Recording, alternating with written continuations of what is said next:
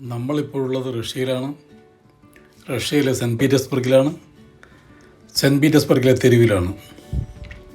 ഈ തെരുവിലൂടെ നമ്മളിങ്ങനെ നടന്നു നോക്കുകയാണ്. ഏതെങ്കിലും ഒരു ഡിപ്പാർട്ട്മെൻറ്റ് സ്റ്റോർ അല്ലെങ്കിൽ ഒരു ഷോപ്പിംഗ് മാളിലൊന്ന് കയറി ഇന്ത്യയിലെയും റഷ്യയിലെയൊക്കെ വില വ്യത്യാസം എന്താണ്, ഗുഡ്സിൻ്റെ ഗുണനിലവാരത്തിലുള്ള വ്യത്യാസം എന്താണ്, ഇതൊക്കെ മനസ്സിലാക്കാൻ ഉദ്ദേശിക്കുന്നത്. നിങ്ങൾ എൻ്റെ കൂടെ വരികയല്ലേ, പോവല്ലേ നമുക്ക്? ഇവിടേക്ക് പോകുമ്പോൾ പ്രത്യേകിച്ച് കാണാനുള്ളത് എന്ന് വെച്ചാൽ നമ്മുടെ ഷോപ്പുകളൊക്കെ പുറത്തേക്ക് തുറന്നാണ്. ഷട്ടർ ഓപ്പൺ ചെയ്ത് ഒന്നായിട്ട് തുറന്നു കിടക്കും. അവിടെ നമ്മൾ ഫുട്പാത്തിലേക്ക് വരും. ഫുട്പാത്തിൽ നിന്ന് റോഡ് വരെ നീണ്ടു നിൽക്കുന്ന കച്ചവടങ്ങളാണ് നമ്മുടേത്. പക്ഷെ ഇവിടെ അങ്ങനെയല്ല. ഇവിടെ ഓരോ ഡോറുകൾ കാണുന്നുണ്ട്. ആ ഡോറിനുള്ളിലേക്ക് കയറി ചെന്നാലേ അതിൻ്റെ ഉള്ളിൽ എന്താണെന്ന് മനസ്സിലാവുള്ളൂ. ചില ഡോറുകളൊക്കെ കണ്ണാടിച്ചിലിട്ടാണ്, അതുകൊണ്ട് പുറത്തുനിന്ന് തന്നെ ചിലത് മനസ്സിലാവും, കുറച്ചൊക്കെ. പക്ഷെ നമ്മുടേതുപോലെയുള്ള ഒരു തെരുവ് കച്ചവടം ഇവിടെ എവിടെയും കാണുന്നില്ല. ഉണ്ടെങ്കിൽ ഏതെങ്കിലും പ്രത്യേക ലൊക്കാലിറ്റികൾ ബേസ് ചെയ്തുകൊണ്ട് മാത്രമേ ഉള്ളൂ. അല്ലാതെ തെരുവിലൊന്നായിട്ട് ഇങ്ങനെയുള്ള ഷോപ്പുകളോ ട്രാഫിക്കിനെ തടസ്സപ്പെടുത്തുന്ന സംവിധാനങ്ങളോ ഒന്നും ഇവിടെ ഇല്ല. പഴയ കെട്ടിടങ്ങൾ, അതിമനോഹരമായ കെട്ടിടങ്ങൾ, നമ്മുടെ പൈതൃകം കൈവിടാതെ അവർ സൂക്ഷിച്ചിരിക്കുകയാണ്. അതിമനോഹരമായ സെൻറ്റ് പീറ്റേഴ്സിൻ്റെ തെരുവിലൂടെ ഞങ്ങൾ നടന്നുകൊണ്ടിരിക്കുകയാണ്. അപ്പോൾ ഒരു ഷോപ്പിംഗ് മാളിലെത്തി. ആ ഷോപ്പിംഗ് മാളിൻ്റെ മുൻപിൽ തന്നെ അവരൊരു ഫോട്ടോ സ്പോട്ട് ഒരുക്കി വെച്ചിരിക്കുകയാണ്. അതിമനോഹരമായ പുഷ്പങ്ങൾ കൊണ്ട് അലങ്കരിച്ച ഒരു ക്യൂബിക്കിൾ. അവിടെ ഒന്ന് പലരും വന്ന് ഫോട്ടോ എടുക്കുന്നുണ്ട്. ഫോട്ടോ എടുത്ത് ആ പുഷ്പങ്ങളുടെ ഭംഗി ആസ്വദിച്ച് അതിൻ്റെ സുഗന്ധം ആസ്വദിച്ചുകൊണ്ട് ഒരു കാപ്പിയൊക്കെ കുടിക്കുക. അതിനടുത്തായിട്ട് തന്നെ ഒരുപാട് കോഫി ബങ്കുകൾ സ്ഥാപിക്കപ്പെട്ടിട്ടുണ്ട്, നമ്മുടെ പെട്ടിക്കടകൾ പോലെ ഉണ്ടല്ലേ.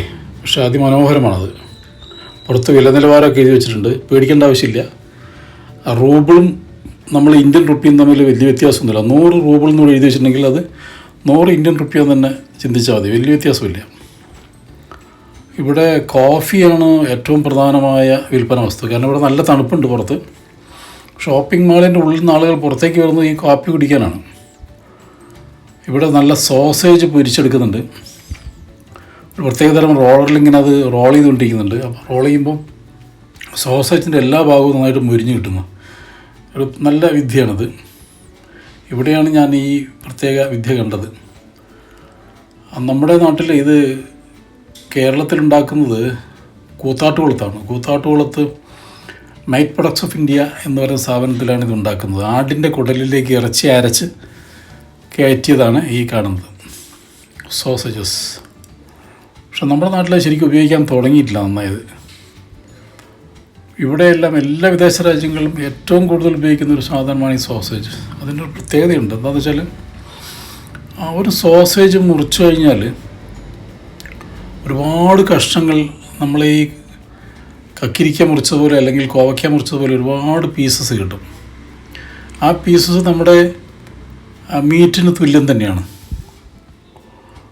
നമ്മൾ ഈ മീറ്റ് പല ഭംഗിയില്ലാത്ത കഷ്ണങ്ങളായി ഇങ്ങനെ ചെതറിക്കിടക്കുമ്പോൾ ഇത് അതിമനോഹരമായ പീസസായിട്ട് ഇങ്ങനെ കൃത്യമായിട്ട് കിടക്കും.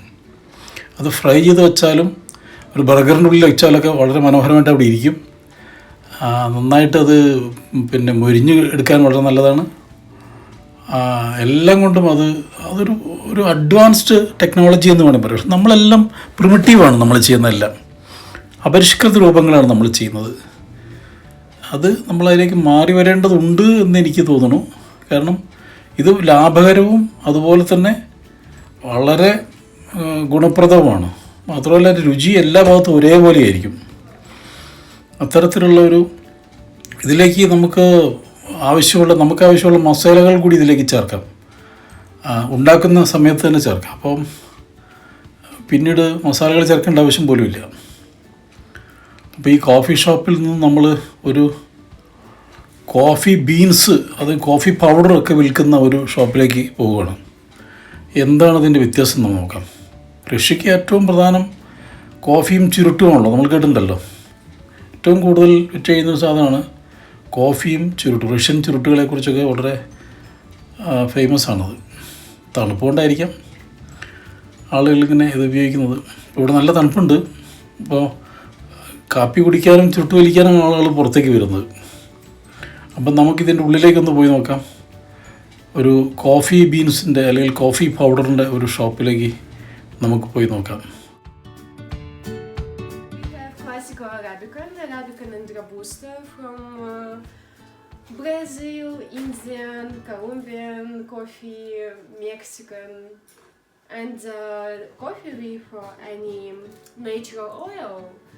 Maybe this one is marzipan, almonds and sugar. Nice. Almonds and sugar. Yeah. Very good. And we have classical Arabica and Arabica and Robusta blends. Maybe this one.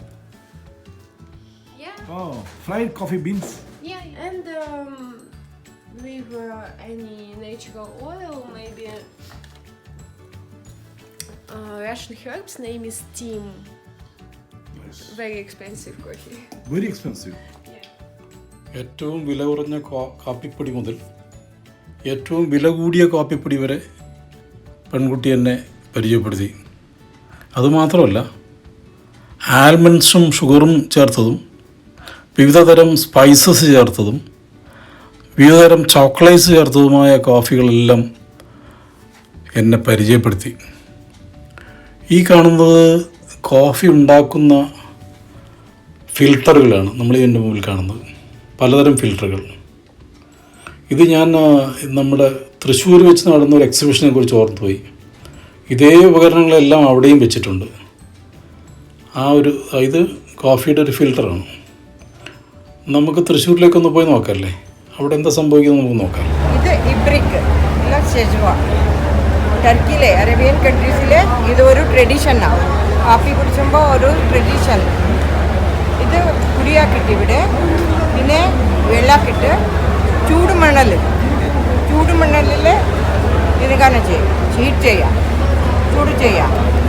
അത് ബോയിലാവുമ്പോൾ പുറത്തേക്കിട്ട് കൂളാക്കണം, പിന്നെ ಮತ್ತೆ ചൂടാക്കണം, പിന്നെ പുറത്തേക്കിട്ട് കൂളാക്കണം, പിന്നെ 3 ബാരി അത് ചെയ്തിട്ട് നേരെ കപ്പലിൽ വെക്കാം. അവർ കാഫി പൊടി സമയത്ത് കഴിച്ചു. അതൊരു ഇബ്രിക്ക് ടർക്കിയിലെ ട്രഡീഷൻ. കാഫി കുടിക്കുമ്പോൾ ഗസ്റ്റുകൾ വരുമ്പോൾ അവർ ഈ സാധനത്തിൽ കാഫി ചെയ്തിട്ട് കൊടുക്കും. ടർക്കി മനസ്സിലായാലും ഒന്നുകൂടെ പറഞ്ഞു. ടർക്കി ഇത് ടർക്കിഷ് ഇബ്രിക്ക്, പേര് ഇബ്രിക്ക്. ഇവിടെ കാഫി പൊടി വെച്ചിട്ട് വെള്ളി വെക്കണം. വെള്ളി വെച്ചിട്ട് പിന്നെ ചൂടുമണലിൽ ഹീറ്റാക്കുമ്പോൾ ഇട്ടിട്ട് റൗണ്ടാക്കും. അത് ഡികാഷന് ബോയിലിംഗ് ടൈമിൽ പുറത്ത് ഇടണം. മണലിൻ്റെ പുറത്ത് ഇട്ടിട്ട് കൂലാവുമ്പോൾ പിന്നെ ഇടാം, പിന്നെ ചൂടാക്കാം, പിന്നെ അത് ബോയിലാക്കണം, പിന്നെ പുറത്ത് ഇടാം. എങ്ങനെ 3 ബാരി ചെയ്തിട്ട് പിന്നെ കാഫിയിൽ മഗ്ഗിലെ പോറാക്കിയിട്ട് ഗസ്റ്റുകൾക്ക് കൊടുത്തു. അതൊരു ട്രഡീഷൻ ഇബ്രിക് അല്ല, ഇത് സെജ്വാ പറയും. It is used in Turkey or Arabian countries to serve coffee to the guest. It is a tradition in Turkey. What you have to do is you have to put coffee powder in this one, then pour water, then put it on the hot sand bath. Then you rotate it on the sand bath till it boils. When it boils, you have to keep it outside. Then when it cools, again keep it on the hot sand bath. Then again you rotate till it boils. Like this you have to do 3 times. Then pour it into the cup and consume. They consume along with the powder, coffee powder. This is a tradition in Turkey and Arabian country. Today pudi teripudi ittittu close ആക്കി വെള്ളം ഇടണം. ഇവിടെ ചൂട് വെള്ളാക്കിയിട്ട് ഒരു 7-10 minute wait ചെയ്യാം. പിന്നെ ഡികാക്ഷൻ റെഡിയാവും. ನಿಮ್ಮ ഇഷ്ടപ്രകാരം പാൽ കാഫിയോ ಇಲ್ಲ ചൂട് വെള്ളിട്ടിട്ട് മധുര ഇട്ടിട്ട് കുടിച്ചു. ഇത് ಅದೇ ಸಾಧನ, ಇದು ಅದೇ ಸಾಧನ ಮಾಡಿಲ್ಲ. ಇದು ಇಂಡಿಯನ್ ಕಾಫಿದು ಮಾಡಿಲ್ಲ. ಇಂಡಿಯನ್ ಕಾಫಿದು ಲೋಗೋ ಉಂಟು. Same procedure. ഷേപ്പ് സ്റ്റൈല് കുറച്ച് സ്റ്റൈലിഷ് ആക്കി ഉണ്ട്. ഇത് ഫ്രഞ്ച് പ്രസ്, ഫ്രാൻസിലെ ഇത് ഉപയോഗിച്ചു. അവിടെ മുള്ള് കുടിയിട്ടിട്ട് വെള്ളം വെക്കണം. ഇവിടെ താഴെ പൊടിയിട്ടിട്ട് ചൂടുവെള്ളം ഇട്ടിട്ട് ഇത് കുറച്ച് ക്ലോസ് ആക്കി പ്രസ്സാക്കണം. കുറച്ച് സമയം വിട്ടിട്ട് താളത്തിൽ പൊടി നിൽക്കും, മുള്ള് ഡിക്കാക്ഷൻ റെഡിയാവും. പിന്നെ ഇഷ്ടപ്രകാരം ചൂടുവെള്ളം ഇല്ല പാലിട്ടിട്ട് കുടിച്ചു. ഈ സാധനം ഫ്രാൻസിലെ യൂസ് ചെയ്യും, ഫ്രഞ്ച് പ്രസ് പറയാം. ഇത് മോക്ക പാട്ട്, ഇത് ഇറ്റലിയിൽ യൂസ് ചെയ്യും മോക്ക പാട്ട്. ഇത് നേരെ സ്റ്റൗവിൽ വെക്കാം രീതിയിലുണ്ട്. ഇവിടെ താഴെ വെള്ളം വെക്കണം. പിന്നെ ഈ സാധനം ഇട്ടിട്ട് പൊടിയാക്കിയിട്ട് ഇത് ക്ലോസ് ആക്കും. പിന്നെ ഡയറക്റ്റ് ഹാട്ട് പ്ലേറ്റിലോ ഇല്ല സ്റ്റൗവിലോ ഇട്ടിട്ട് അത് വാട്ടർ ബോയിലാകും. ബോയിലായിട്ട് സ്റ്റീം കാഫി പൊടിൻ്റെ വന്നിട്ട് ഡിക്കാക്ഷൻ ഇവിടെ നിൽക്കും. ഇവിടെ ഡിക്കാക്ഷൻ റെഡിയാവും. ഇത് ഫാസ്റ്റ് മെത്തേഡാണ്, 2 മിനിറ്റിൽ ഡിക്കാക്ഷൻ റെഡിയാവും.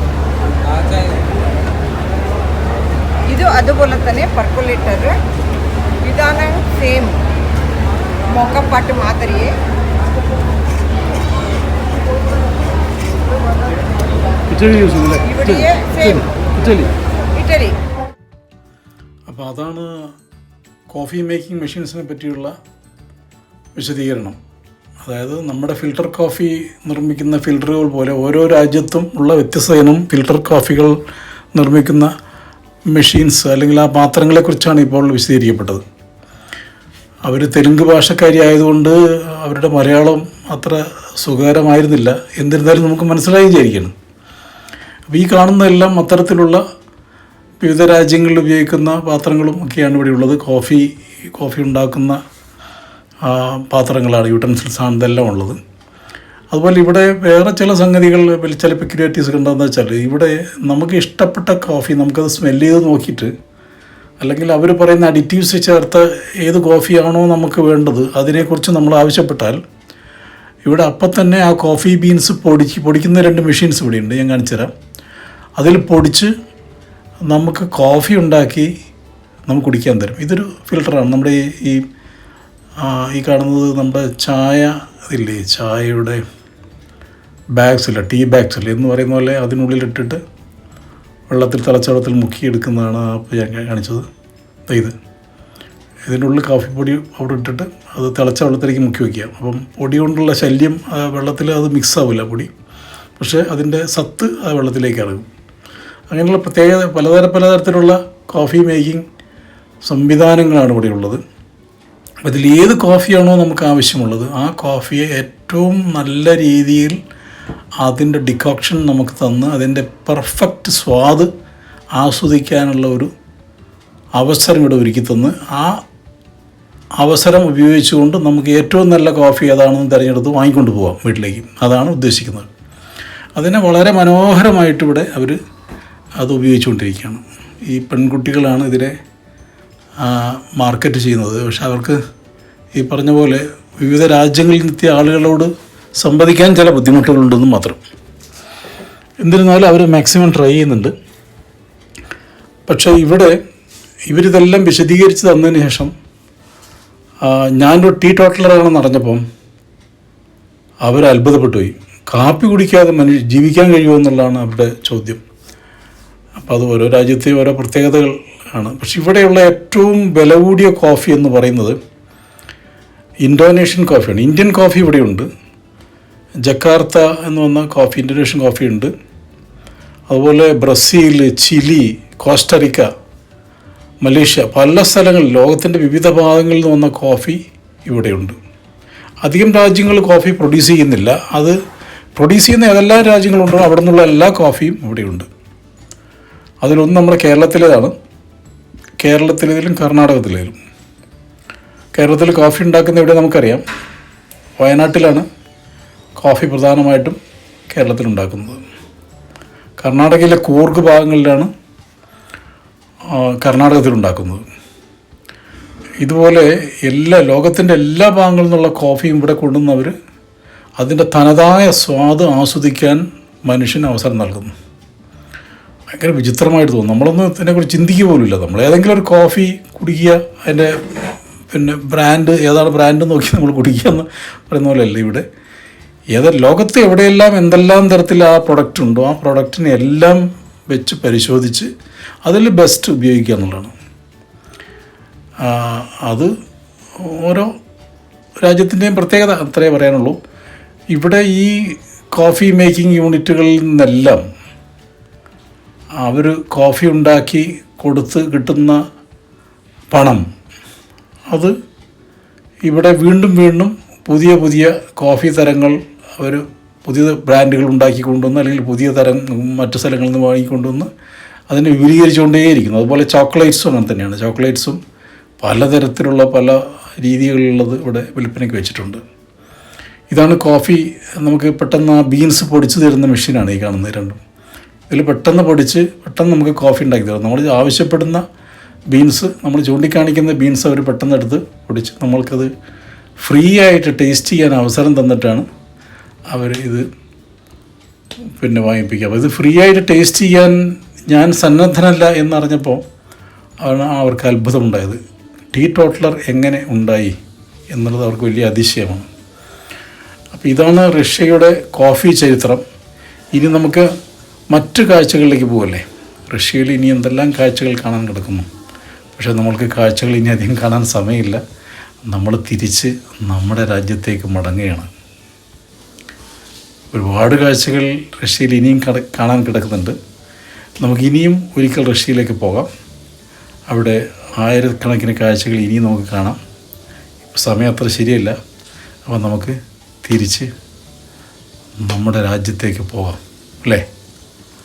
രാജ്യത്തേക്ക് പോകാം. അവിടെയും ഇതുപോലെ ഒരുപാട് കാഴ്ചകളുണ്ട്. ഇതിലേറെ മനോഹരങ്ങളായ കാഴ്ചകളെന്ന് ഞാൻ അവകാശപ്പെടുന്നില്ല. എന്നാൽ ഇത്രത്തോളം വരില്ലെങ്കിലും ഇതിനോടടുക്കുന്ന ചില കാഴ്ചകൾ നമുക്ക് അവിടെയും കാണാം. അപ്പോൾ നമുക്ക് നേരെ എയർപോർട്ടിലേക്ക് വിടല്ലേ. സെൻറ്റ് പീറ്റേഴ്സ്ബർഗ് എയർപോർട്ടിലേക്ക് നമുക്ക് പോകാം. അവിടെ നമുക്ക് നേരെ മോസ്കോ എയർപോർട്ടിലേക്ക് പോകാം. മോസ്കോ എയർപോർട്ടിൽ നിന്ന് നേരെ കൊച്ചിയിലേക്ക്. അതാണ് നമ്മുടെ പരിപാടി. അപ്പോൾ ഈ സെൻറ്റ് പീറ്റേഴ്സ്ബർഗ് എയർപോർട്ടിലുള്ള നമുക്ക് ക്യാമറ അനുവദനീയമായ സ്ഥലത്തിലെ എല്ലാ കാഴ്ചകളും ഞാൻ കാണിച്ചു തരാം. അതുപോലെ തന്നെ മോസ്കോയിലും അവിടെയെല്ലാം വലിയ പരിശോധനകളും വലിയ ചെക്കിങ്ങൊക്കെ നടക്കുന്നുണ്ട്. അപ്പോൾ പട്ടാളത്തിൻ്റെ നിരീക്ഷണത്തിലാണ് നമ്മൾ അവിടെയൊക്കെ ഉണ്ടാവുക. പട്ടാളവും പട്ടാളത്തിൻ്റെ കൂടെ എന്താ പറയുക, ജർമ്മൻ ഷെപ്പേർഡ് ഡോഗ്സൊക്കെ ഉണ്ട്. അവർ എന്തെങ്കിലും ഒരു ചെറിയ ഒരു സംശയം തോന്നി അവർ ചാടി വീണ് കയ്യിലാണ് അവർ പിടിക്കുക. അപ്പോൾ അതുകൊണ്ട് വളരെ സൂക്ഷിച്ചായിരിക്കണം. അപ്പോൾ എടുക്കാവുന്ന ഭാഗത്തൊക്കെ ഞാൻ പെർമിഷൻ ചോദിച്ചുകൊണ്ട് തന്നെ ക്യാമറ ഉപയോഗിച്ച് കാഴ്ചകൾ നിങ്ങൾക്ക് കാണിച്ചു തരാം. അപ്പോൾ ചില ഭാഗത്ത് കാണിക്കാൻ പറ്റില്ല. അപ്പോൾ അത് കട്ട് ചെയ്തിട്ട്, അപ്പോൾ നിങ്ങൾ ചിന്തിക്കരുത് എന്താണ് അവിടെ കാണിച്ചില്ലല്ലോ എന്ന് ചിന്തിക്കരുത്. അപ്പോൾ കാണിക്കാവുന്ന കാഴ്ചകളെല്ലാം കാണിക്കാം. അപ്പോൾ നേരെ നമുക്ക് സെൻറ്റ് പീറ്റേഴ്സ്ബർഗ് എയർപോർട്ടിലേക്ക് വിടാം. പോലേ, എന്നോടൊപ്പം വരൂ.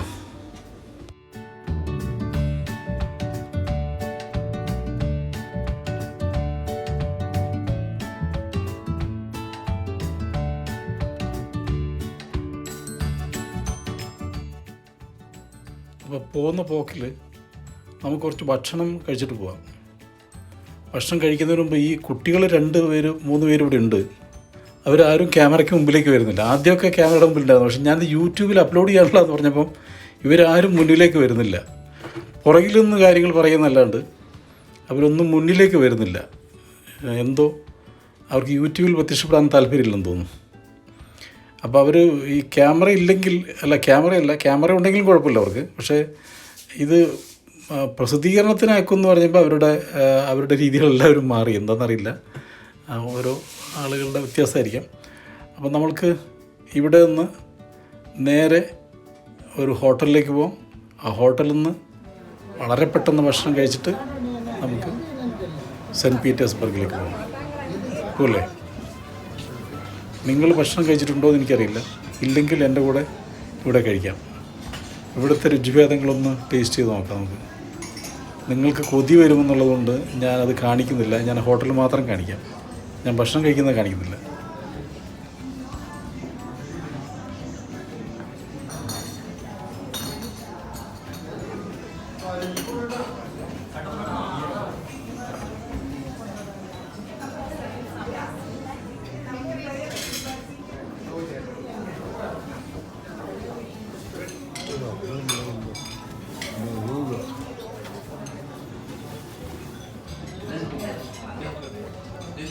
അപ്പോൾ നമ്മൾ ഹോട്ടലിൽ നിന്ന് ഇറങ്ങി, ഭക്ഷണം കഴിച്ച് ഹോട്ടലിൽ നിന്ന് ഇറങ്ങി നമ്മൾ എയർപോർട്ടിലേക്ക് പോവുകയാണ്. ഇപ്പോൾ നമ്മൾ വഴിക്ക് പെട്രോളിൻ്റെ വില കാണിക്കുകയാണ് കേട്ടോ. ഒരു സൈൻ ബോർഡാണ്. ആ സൈൻ ബോർഡിൽ നിങ്ങൾക്ക് കാണാം റൂബിൾ എത്രയാണെന്നുള്ളത്. അപ്പം റൂബിളിൻ്റെ വിലയും ഇന്ത്യൻ റുപ്പീസിൻ്റെ വിലയും നിങ്ങൾക്ക് അറിയാമല്ലോ, ഏതാണ്ട് സെയിമാണ്. അപ്പോൾ നമ്മൾ ഇത് എയർപോർട്ടിലെത്തി. സെൻറ്റ് പീറ്റേഴ്സ്ബർഗ് എയർപോർട്ടിൽ നമ്മൾ ഇറങ്ങിയിരിക്കുകയാണ്. നമ്മളിവിടുന്ന് ബാഗേജൊക്കെ ആയിട്ട് നമ്മളിങ്ങനെ പോവുകയാണ്. ബാഗേജിൻ്റെ ചക്രങ്ങൾ കറങ്ങുന്ന ശബ്ദം നിങ്ങൾക്ക് കേൾക്കാം. ഇത് രാത്രി ആയതുകൊണ്ട് ക്യാമറ ലെൻസുകൾക്ക് ആ ലൈറ്റിനെ അങ്ങോട്ട് അബ്സോർബ് ചെയ്യാൻ കഴിയുന്നില്ല എന്ന് സംശയമുണ്ട് എനിക്ക്. കാരണം അതിങ്ങനെ മിന്നിക്കളിക്കുന്നുണ്ട്. നോക്കാം എത്രത്തോളം കിട്ടുമെന്ന് നോക്കാം. എന്തായാലും അതിമനോഹരമായൊരു എയർപോർട്ടാണ് സെൻറ്റ് പീറ്റേഴ്സ്ബർഗ് എയർപോർട്ട്. കണ്ണാടി ചില്ലുകൾ കൊണ്ട് ഇങ്ങനെ വിസ്മയം തീർത്തൊരു എയർപോർട്ട്. നമ്മൾ വന്ന് ഇറങ്ങിയത് മോസ്കോ എയർപോർട്ടിലാണ്. അത് നിങ്ങൾ നേരത്തെ കണ്ടിട്ടുണ്ടാവുമല്ലോ. നിങ്ങൾക്ക് മോസ്കോ എയർപോർട്ടിൽ വന്ന് ഇറങ്ങിയത് കാണണമെന്നുണ്ടെങ്കിൽ ഞാൻ പറഞ്ഞല്ലോ, താഴെ CTTTയിൽ എൻ്റെ തല കാണാം അല്ലേ? നിങ്ങൾ ഈ വീഡിയോ കാണുന്നതിൻ്റെ തൊട്ട് താഴെ CTTT എഴുതിയത് എൻ്റെ തല കാണാം. ആ തലയിലൊന്ന് വെറുതെ അമർത്തിയാൽ മതി. അപ്പോൾ ഞാൻ അപ്ലോഡ് ചെയ്ത എല്ലാ വീഡിയോകളും നിങ്ങൾക്ക് കാണാം. അപ്പോൾ വേണമെങ്കിൽ പഴയ മോസ്കോയിൽ വന്ന് ഇറങ്ങിയ കാഴ്ചകൾ നിങ്ങൾക്ക് കാണാം. മോസ്കോ എയർപോർട്ടിൻ്റെ പുറം ഭാഗത്തെ കാഴ്ചകൾ എനിക്ക് കാണിക്കാൻ കഴിയില്ല, കാരണം ഞാൻ പുറത്തേക്ക് ഇറങ്ങുന്നില്ല. ഈ സെൻറ്റ് പീറ്റേഴ്സ്ബർഗിൽ നേരെ മോസ്കോ എയർപോർട്ടിൻ്റെ ഉള്ളിലേക്ക് തന്നെയാണല്ലോ പോകുന്നത്. അപ്പോൾ പുറത്തേക്കുള്ള കാഴ്ചകൾ കാണിക്കാൻ കഴിയില്ല. അപ്പോൾ പുറത്തേക്കുള്ള കാഴ്ചകൾ കാണണമെന്നുണ്ടെങ്കിൽ നിങ്ങൾ അതിലേക്ക് പോയാൽ മതി. ഞാനീ പറഞ്ഞതുപോലെ പോയാൽ മതി. മോസ്കോയിൽ ചെന്ന് ഇറങ്ങുന്ന കാഴ്ചകളൊക്കെ അവിടെയുണ്ട്. എയർപോർട്ടിൻ്റെ പുറത്തുള്ള കാഴ്ചകളൊക്കെ അതിൽ കാണിച്ചിട്ടുണ്ട്. അപ്പോൾ ഇവിടെ നമ്മൾ എയർപോർട്ടിൻ്റെ ഉള്ളിലേക്ക് കയറുകയാണ്. ഇവിടെ നല്ല തിരക്ക് എന്ന് പറയാൻ അത്ര തിരക്കില്ല, എന്നാലും തിരക്കുണ്ട്. ഇവിടെ ആളുകൾ വളരെ ഫാസ്റ്റായിട്ട് മൂവ് ചെയ്തുകൊണ്ടിരിക്കുകയാണ്. അപ്പോൾ അവർക്ക് പലർക്കല്ല, മിക്കവർക്ക് ഇംഗ്ലീഷ് അറിയാത്തതുകൊണ്ട് നമ്മൾ അവരുടെ എല്ലാം ഹായ് പറയുന്നുണ്ട്. പക്ഷേ ആ ഹായ് പറയുന്നുണ്ടെങ്കിലും അവരത് അവരുടെ ഭാഷയിൽ ആ രീതി ആയിരിക്കില്ല ചിലപ്പോൾ പറയുക. അതുകൊണ്ടായിരിക്കാം അവർക്കത് റെസ്പോൺസ് കുറവാണ് പലർക്കും. എന്നാൽ ചിലർ ഇത് മനസ്സിലാക്കി ഇങ്ങോട്ട് വന്ന് സംസാരിക്കുന്നുണ്ട്, വളരെ നന്നായിട്ട് സംസാരിക്കുന്നുണ്ട്. എന്തായാലും ഇന്ത്യക്കാരെ അവർക്ക് ഭയങ്കര ഇഷ്ടമാണ്. ഇന്ത്യക്കാരനാണെന്ന് അറിഞ്ഞു കഴിഞ്ഞാൽ അവർക്ക് ഭയങ്കര പ്രതിപത്തിയുണ്ട്. പക്ഷേ ഇന്ത്യക്കാരനാണ് എന്നവർക്ക് അറിയുന്നില്ല, അവിടെയാണ് പ്രശ്നം. അപ്പോൾ നമ്മൾ ഇൻട്രൊഡ്യൂസ് ചെയ്യാനുള്ളൊരു അവസരം തിരക്കും ആയതുകൊണ്ട് ആർക്കും അത് കഴിയുന്നില്ല. നമുക്ക് ഇവർ രണ്ടുപേരെ പരിചയപ്പെടാം. Kuala Lumpur, Malaysia. Kuala Lumpur, where? Yeah. Proper Kuala Lumpur. In KL Center? Yeah, in SUMC. Very good. But I also have a house in north of Malaysia in Kedah. Very good, very good. Very good. Actually, we are just finishing exhibition Volga Investment Summit in Samarkand. Yeah, coming from that. Then we go to Kazan, visit Kazan, and we visit St. Petersburg. Now we are coming back to Malaysia through Moscow. We are looking for a business opportunity here. Maybe we will open a restaurant. Our company, Global Ikhwan Holdings in Amberhan, is a multinational company. We have branches in 16 countries in the world. Malaysia, Asian, Southeast Asia, China, Mecca, Madinah, and then Europe, in Paris, in London. We have cafes and bakeries. And mostly in Malaysia, we are doing producing food, halal food. Our board director also, same with me. Your name? My name Muhammad. I'm from Malaysia. I'm going back from here, Moscow. Transit for 2 hours, then go back to Malaysia. Very good, very good. Получение багажа транспорт. Speak English? What's your name?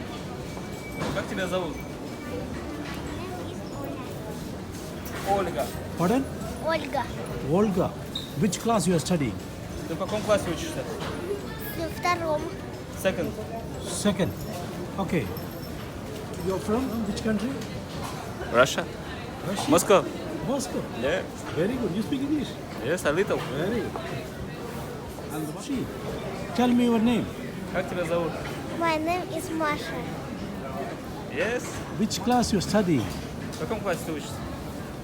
Во втором. One. First. First standard. Okay. This is your wife, Yes. Hello, my name is Marina. Marina. Работаю. What do you do? Man, selling equipment for Taekwondo. Oh, I'm selling auto parts, Very spare good. parts. Where are you from? only 2 kids you have. Yes. Very good. Where are you from? I'm from India. Thank you. Thank you. Bye bye. Bye bye. Bye bye. സന്തോഷകരമായ നിമിഷങ്ങൾ പെട്ടെന്ന് അവിടെ അവസാനിച്ചു. പട്ടാളത്തെയും German ഷെപ്പേർഡിനെയുമാണ് പിന്നെ കാണുന്നത്. എന്തിനും തയ്യാറെടുത്ത് നിൽക്കുന്ന German shepherd. Walkie ടോക്കിലൂടെ ആരോടൊക്കെയോ സംസാരിച്ചുകൊണ്ട് നിൽക്കുന്ന ഒരു റഷ്യൻ പട്ടാളക്കാരി. പെട്ടെന്നൊരു നിശബ്ദത അവിടെ കളിയാടി. ആ നിശബ്ദതയിൽ ആ പ്രത്യേക നിമിഷത്തിൽ പെട്ടെന്ന് ആരോ എൻ്റെ പുറകിലൂടെ വരുന്ന പോലെ എനിക്ക് തോന്നി. കാൽപരിമേറ്റം കഴിഞ്ഞ് തിരിഞ്ഞു നോക്കി.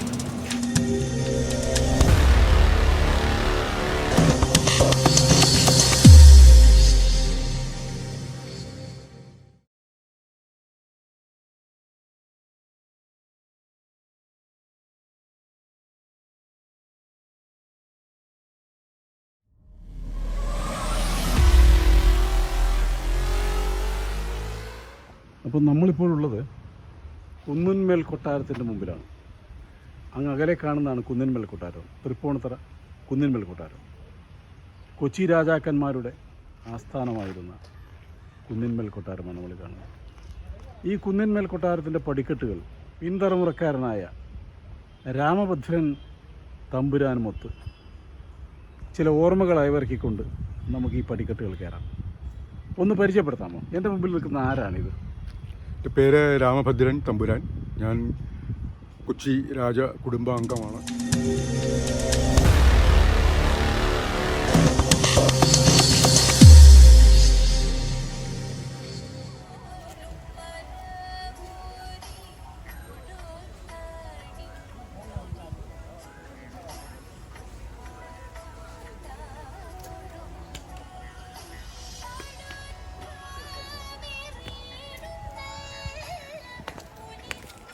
റഷ്യയിൽ നിന്നുടനെ മടങ്ങി വന്ന് കൊച്ചിൻ രാജകുടുംബത്തിൻ്റെ കൊട്ടാരക്കെട്ടുകളിലൂടെ നമുക്കൊന്ന് പോയി വരാം. ചോദിക്കുന്നതിന് മുമ്പേ ജനാധിപത്യത്തിന് ഭരണം കൈമാറിയ പൊന്നു തമ്പുരാൻ്റെ ഓർമ്മകളിലൂടെ.